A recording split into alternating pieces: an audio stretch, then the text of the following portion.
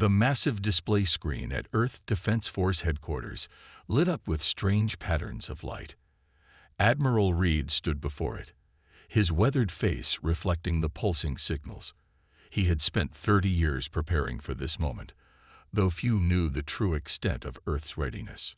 "Sir, we're picking up multiple signatures at the edge of the Kuiper Belt," reported Lieutenant Wilson, her fingers flying across the holographic controls. "They're unlike anything in our database." Reed nodded slowly. He had expected this day would come, though perhaps not so soon. The aliens had finally noticed Earth, just as the old crash sites had predicted they would. In the depths of space, aboard the Imperial command ship Celestial Might, Supreme Commander Grant of the Meridian Empire studied the reports about the small blue planet. His species had watched Earth for decades, monitoring their primitive attempts at spaceflight and their basic satellite networks. "These humans are barely able to reach their own moon," Grant said to his officers, his voice filled with dismissive amusement. "Their most advanced vessels still use chemical propulsion. They will make an easy addition to our empire." The Meridian Empire had conquered hundreds of worlds across the galaxy. Their fleet of battleships could darken the skies of any planet. Their weapons could shatter moons. They had never failed to subjugate a primitive world, and Earth would be no different. Or so they thought. Back on Earth, deep beneath the Rocky Mountains, Reed entered a secure chamber that only 5 humans on the planet had access to. The walls were lined with technology that would make even the Meridians pause. Quantum computers that could process more data than all of Earth's public supercomputers combined, and holographic displays showing the real state of Earth's defenses. "Begin protocol darkness," Reed commanded. Around the planet, hidden systems began to power up. Defensive platforms disguised as debris came online. Bases beneath the lunar surface activated their cloaking fields. Everything humanity had secretly built over the past 70 years was awakening. In high orbit, the Meridian scout ships detected only what Earth wanted them to see: outdated satellites, primitive space stations, and basic radio communications. The Empire's analysts reported their findings with barely concealed contempt. "Their most advanced weapons are nuclear devices," one analyst reported to Commander Grant. "They still fight among themselves over resources and territory. They are divided, primitive, and weak." Grant smiled, showing his sharp teeth. "Send the standard Imperial message. Demand their surrender and submission to the Empire. When they refuse, we will demonstrate our power, and they will learn their place in the galaxy." The message was transmitted toward Earth in all known human languages. It was filled with grand claims of the Empire's power and benevolent rule, promising Earth a place among the stars, as subjects, of course. In his command center, Reed read the message and allowed himself a small smile. The Empire had fallen for their deception completely. They sought exactly what humanity had spent decades carefully showing to the galaxy: a picture of a young, divided species taking its first stumbling steps into space. They didn't see the quantum-linked defense grid. They didn't know about the reversed-engineered technology from the crashed ships. They hadn't detected the fleets hidden in underground bases across the solar system. Most importantly, they hadn't realized that Earth's apparent division was its greatest deception. "Send no response," Reed ordered. "Let them think we're too primitive to even understand their message. Let them come closer." And so the trap was set.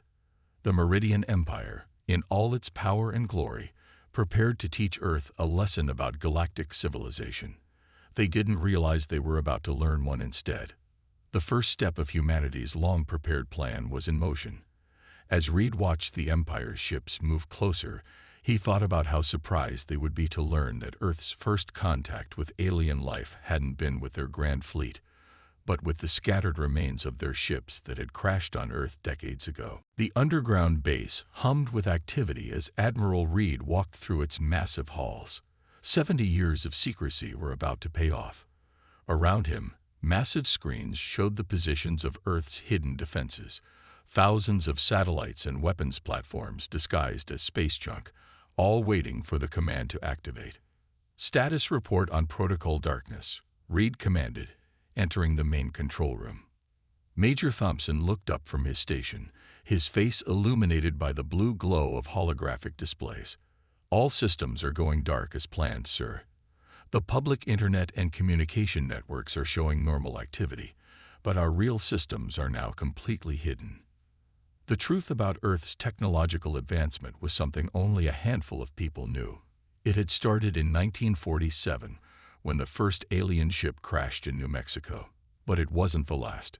Over the decades, more ships had fallen from the sky. Each crash taught humanity more about advanced technology, and each discovery was kept hidden, protected by the world's governments working together in secret. Deep beneath the lunar surface, Colonel Baker watched as the hidden base came to life. The primitive research station visible on the moon's surface was just a cover. The real base extended for miles underground, housing Earth's most advanced spacecraft. All crews to battle stations, Baker announced over the secure quantum communications network. Remember your training. Today, we show the galaxy what humanity can really do. The ships in the lunar base were nothing like the chemical rockets the world showed to the public. They used gravity manipulation drives reversed engineered from crashed alien ships. Their weapons were based on technology decades ahead of what Earth officially possessed. Back on Earth, in the Pacific Ocean, another secret stirred to life. What looked like an ordinary aircraft carrier from above was actually the control center for thousands of nanoswarm weapons. These microscopic robots could tear through alien hull plating like it was paper. Captain Rogers, deploy the nanoswarm defense grid. Reed ordered through the secure channel. Keep them dormant until my signal. Understood, Admiral, Rogers replied. The swarms are moving into position. The enemy won't see them until it's too late. In orbit, the Meridian scout ships continued their survey of Earth, completely unaware of what lurked beneath the surface of the seemingly primitive planet. Their scans showed exactly what humanity wanted them to see: old satellites, basic space stations, and primitive defense systems. Sir, Lieutenant Wilson called out to Reed, we're detecting more Meridian ships entering the solar system. Their fleet is gathering near Jupiter. Reed nodded. Everything was going according to plan. The Empire was sending a large fleet, thinking they needed to make a show of force to intimidate Earth. They didn't realize they were sailing into a trap 70 years in the making. In secret bases around the world, pilots climbed into advanced fighters hidden underground. These weren't the jets that flew in public air shows. These were spacecraft that could match or exceed anything the Empire had. Their pilots had trained in secret for years, using simulators based on actual alien technology. All defense grid commanders, check in, Reed ordered, watching as green lights appeared on his display. One by one, Earth's hidden commanders reported ready. From the mountains of Colorado to the deserts of Australia, from the depths of the oceans to the dark side of the moon, humanity's real military force stood ready. Reed looked at the main screen showing the approaching Meridian fleet. They were so confident, so sure of their superiority. They had no idea that Earth's apparent weakness was its greatest weapon.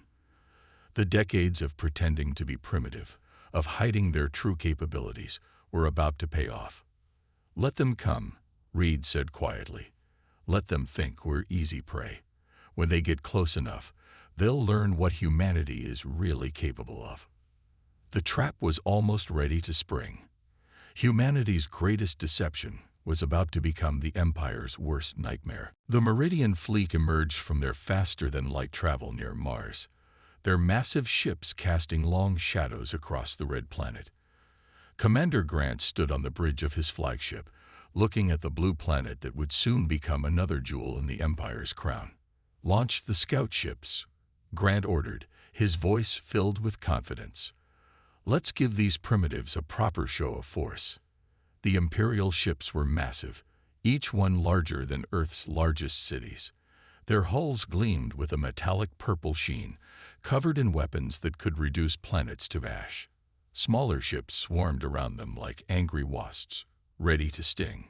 In his underground command center, Admiral Reed watched the enemy fleet's approach on his tactical display. The Meridian ships weren't trying to hide. They wanted to be seen, wanted to frighten Earth into submission with their very presence. "They've launched their demand for surrender," Lieutenant Wilson reported. "They're broadcasting on all frequencies, even using our primitive radio waves." She almost smiled at the irony. The message boomed across Earth's communication systems. "Primitive beings of Earth, this is Commander Grant of the Meridian Empire.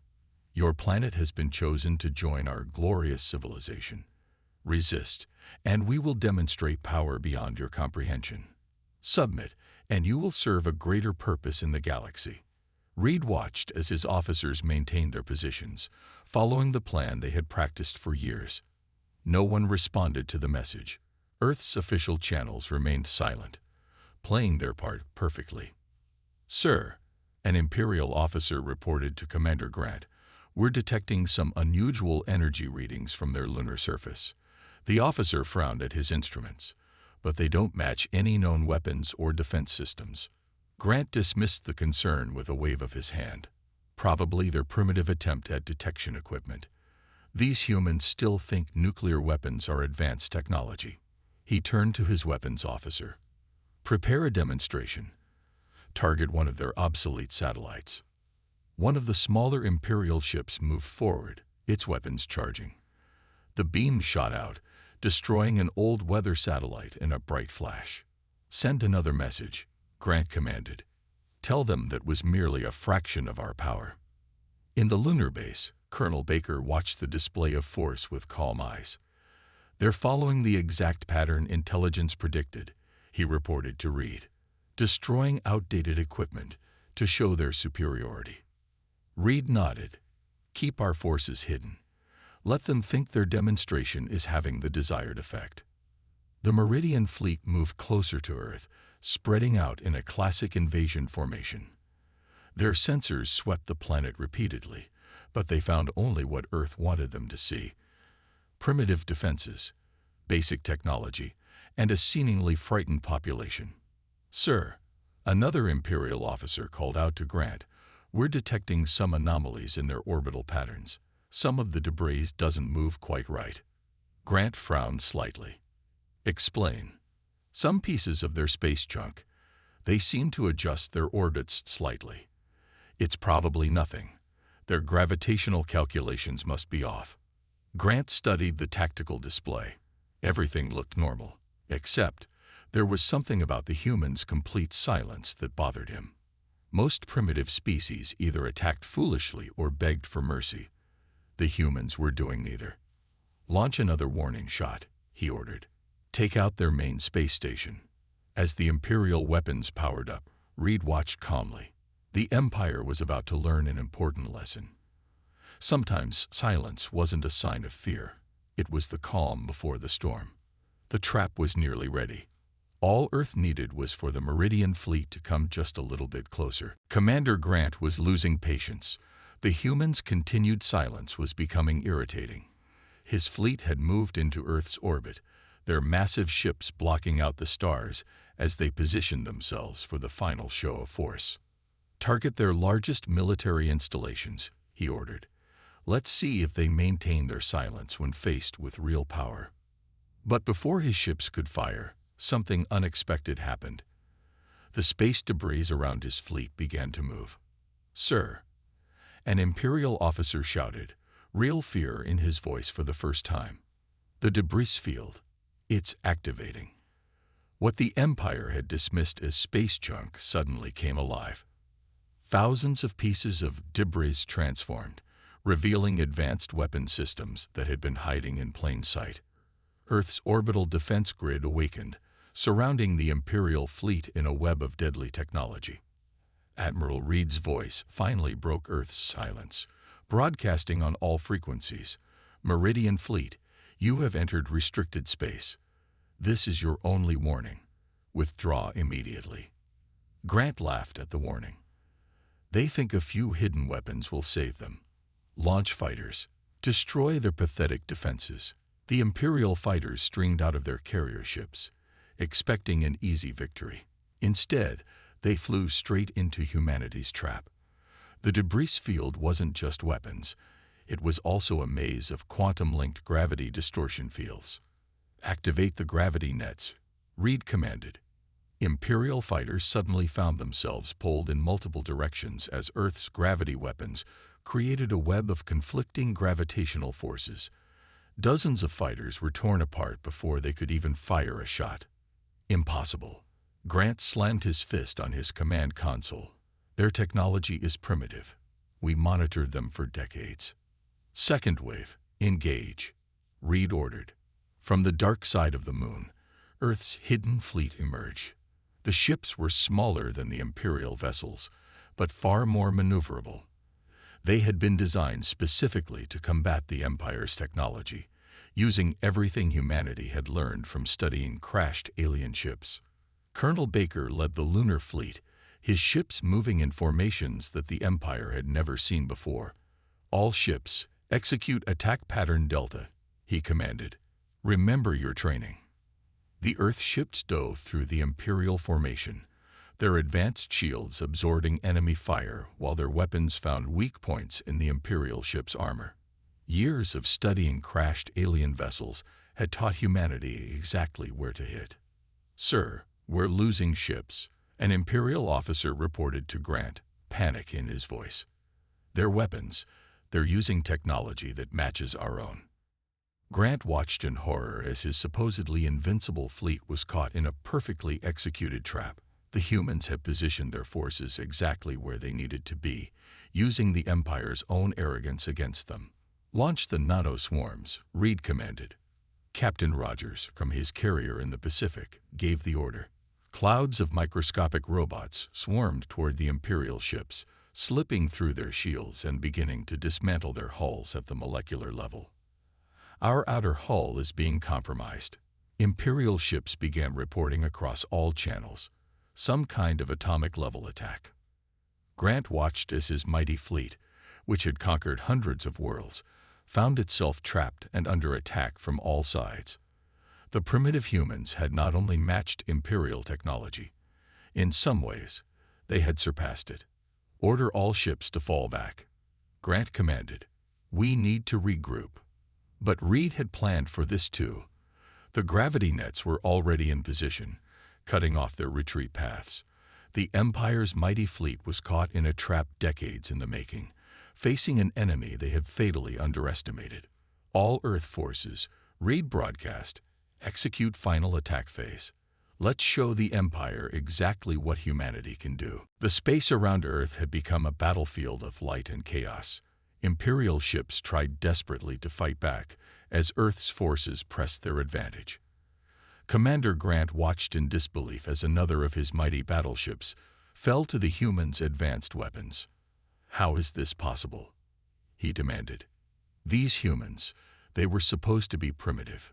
Through his tactical display, he watched as Earth's ships performed maneuvers that should have been impossible. They moved like they had been fighting Imperial ships for years. In truth, they had practicing against captured alien technology in secret for decades.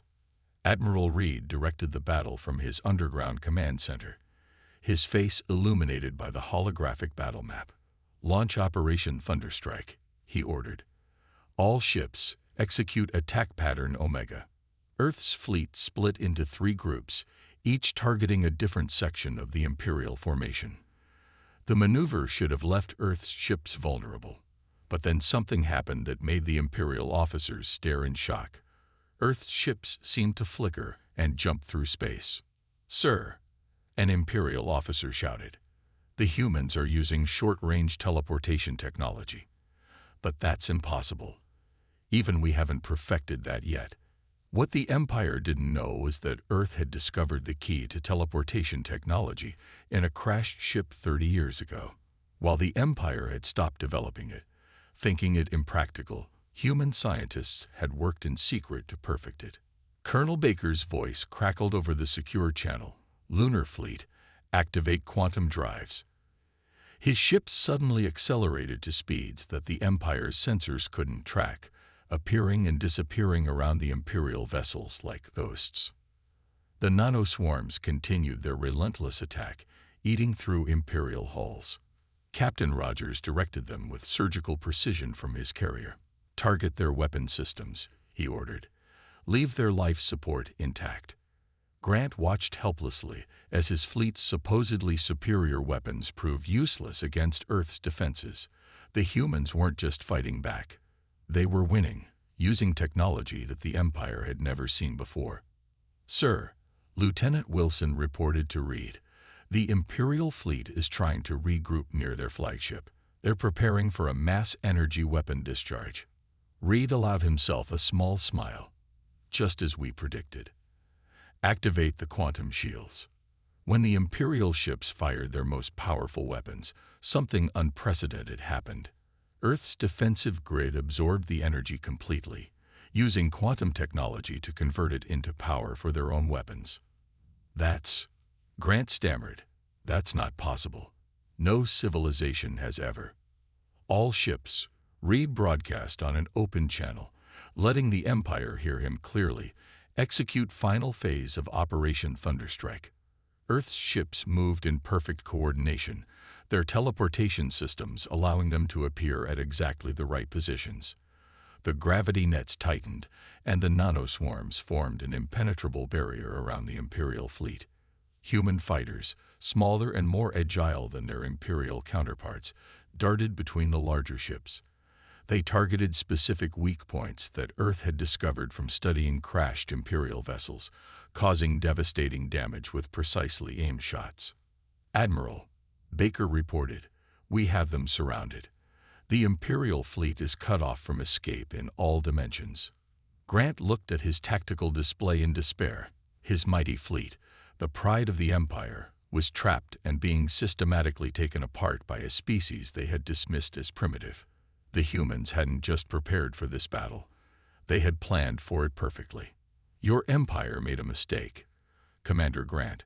Reed's voice came through clearly on all channels.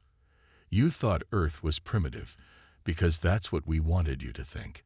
Now you're about to learn why that was your biggest mistake." Commander Grant stood on the bridge of his damaged flagship, watching as his mighty fleet fell apart around him.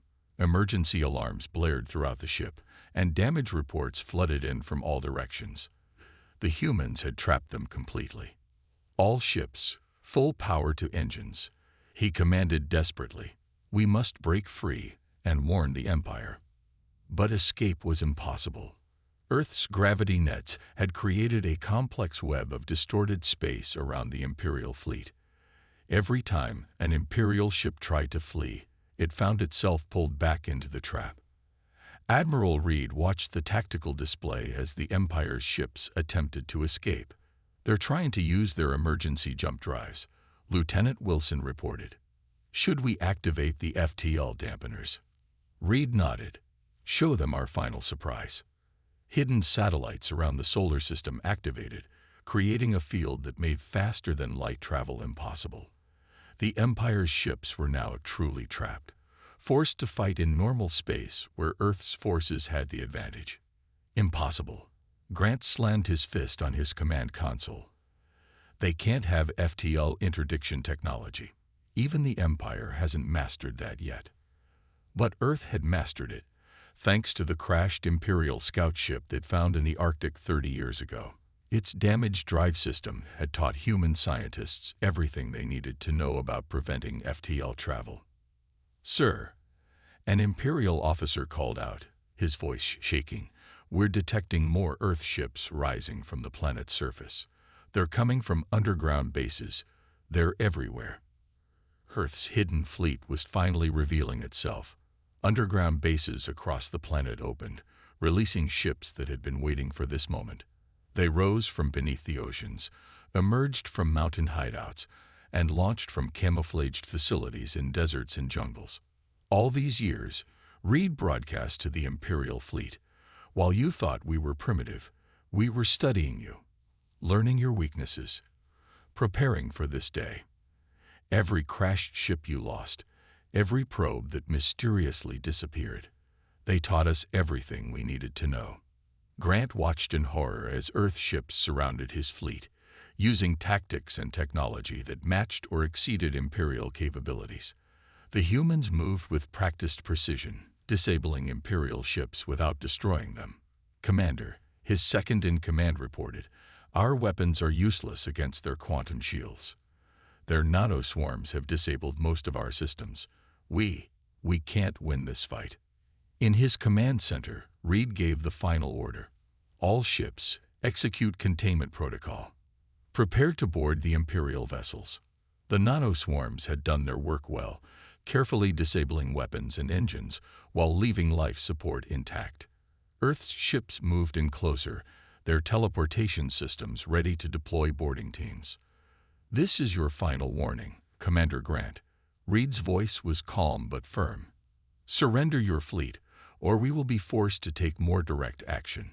Your ships are disabled, your weapons are offline, and your FTL drives are useless. There is no escape." Grant looked at the tactical display one last time, hoping to find some way out. But the humans had planned too well. His mighty fleet, which had conquered countless worlds, was now helpless before an enemy they had fatally underestimated. "Perhaps," Grant said quietly to his bridge crew, "we should have studied them more carefully before assuming they were primitive." With no other choice, Commander Grant gave the order he never thought he would give. "All Imperial ships, stand down. Prepare to be boarded." The mighty Meridian Empire, for the first time in its history, was surrendering to a species it had considered beneath its notice. Earth's victory was complete, and the galaxy would never be the same. 1 week after the battle, Admiral Reed stood in the United Nations General Assembly, addressing representatives from every nation on Earth. Behind him, a massive screen showed the captured Imperial fleet in orbit, now under human control.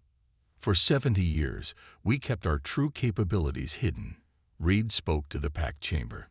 "Today, we can finally reveal everything to our own people. The world you thought you knew was just a carefully maintained facade." In orbit, Earth ships patrolled around the captured Imperial vessels. Colonel Baker supervised as human technicians studied the alien technology, comparing it to what Earth had already developed. In many cases, humanity's solutions had proved more advanced than the Empire's. Commander Grant, now a prisoner, watched from a holding cell as human engineers easily bypassed Imperial security systems. "You could have destroyed us completely," he said to Captain Rogers, who was overseeing his detention. "Why didn't you?" Rogers smiled slightly. "Because that's not who we are. Earth doesn't want to destroy the Empire. We want to change it." In the weeks that followed, Earth's true face was revealed to the galaxy. Hidden cities emerged from underground and beneath the oceans. Advanced transportation systems that had been kept secret were now open to the public. The world transformed as decades of hidden technology were finally shared with everyone. "Sir," Lieutenant Wilson reported to Reed in his command center, "we're receiving transmissions from the Empire's capital. They're requesting to open diplomatic channels." Reed nodded.